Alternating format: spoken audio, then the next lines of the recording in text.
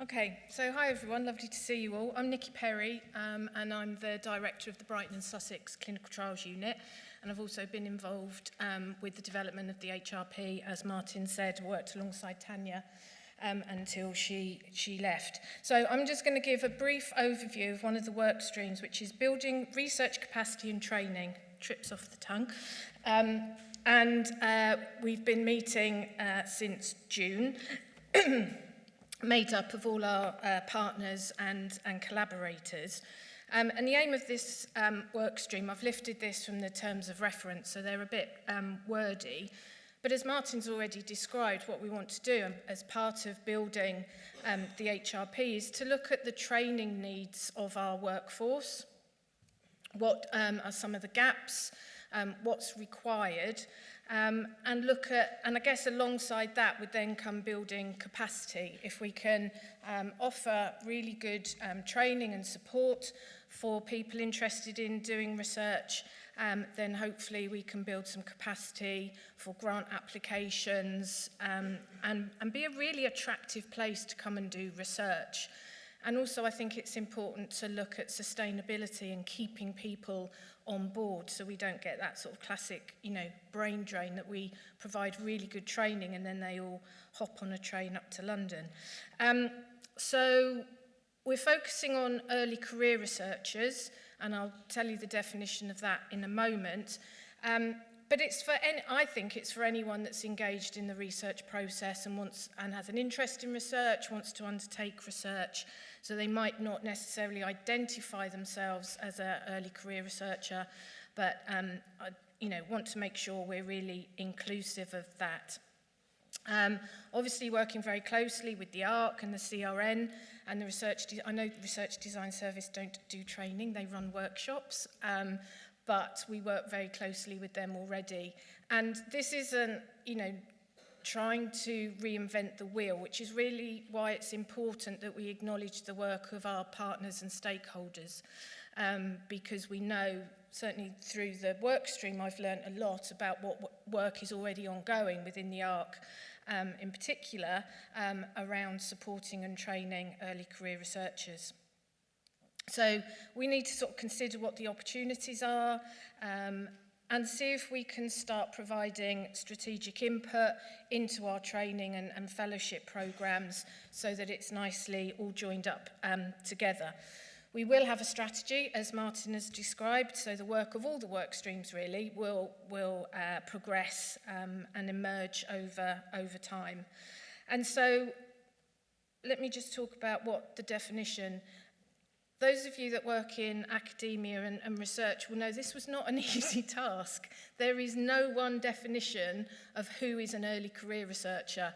So we practically spent a whole hour just, coming up with what our definition might be. We polled different groups, looked at definitions used by the NIHR, the ARC, the CRN, and they were all slightly different.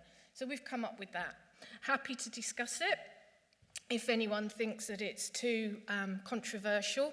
But again, we wanted to try and be as inclusive and capture everybody, really. So we're assuming that there's a certain level of understanding about researchers. So we're looking at anything past sort of masters or perhaps people undertaking PhDs as well as post-PhD. So we've gone with that, fingers crossed it'll work, but can always be tweaked. So what have we done so far? Scoping. I think most of the work from the streams will echo that.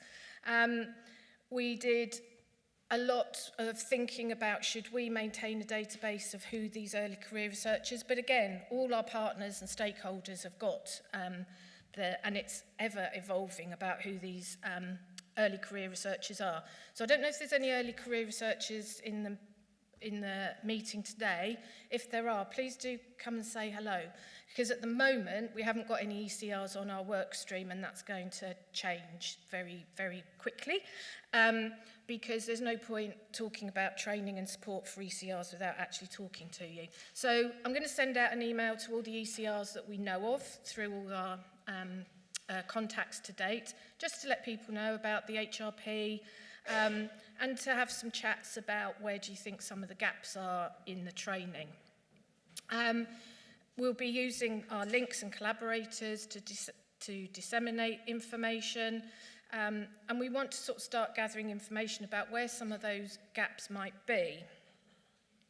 And through just informal discussions and through my own work really within the medical school, I think there's a couple of quick wins really. I think one of them is, one question we pose is, should the HRP be a first point of contact? Because sometimes researchers just don't know how to navigate the research landscape within the organisations. And it is incredibly confusing and I think potentially off-putting. If people don't have a positive experience of doing research when they're new in their journey, it puts people off. I know people that have done, an MRes or, a PhD, and they're going, flip that, I'm not doing that again, that was far too complicated. So I think if we can make the landscape and the process a lot smoother, then again, we're encouraging people to engage in research moving forward.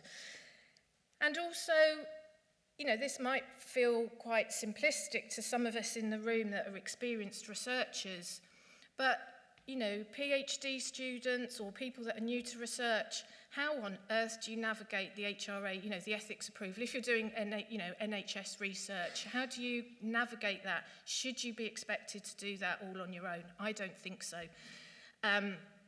So a quick plug for the pre-sponsorship review panel, which was actually a collaboration that came way before, was as a consequence of the JCRO, but it's our 4 partners, so the 2 NHS partners and the 2 universities. We have a joint, what we call pre-sponsorship review panel. So anyone who wants sponsorship for NHS research from one of those organisations comes to us with their HRA application. We've got a multidisciplinary team, including PPI, and we review their application and we meet with the researcher afterwards and give them advice on how they can strengthen their application and make recommendations to the sponsor.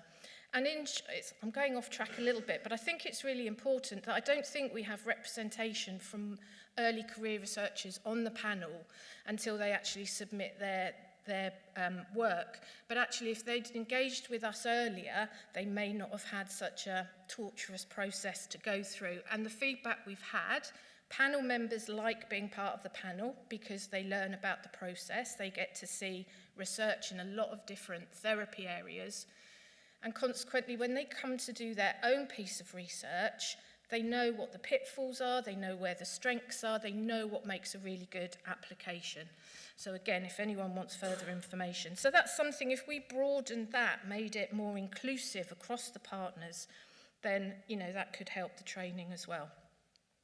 Capacity, we haven't really focused much on capacity at the moment because I think the two are very entwined, aren't they?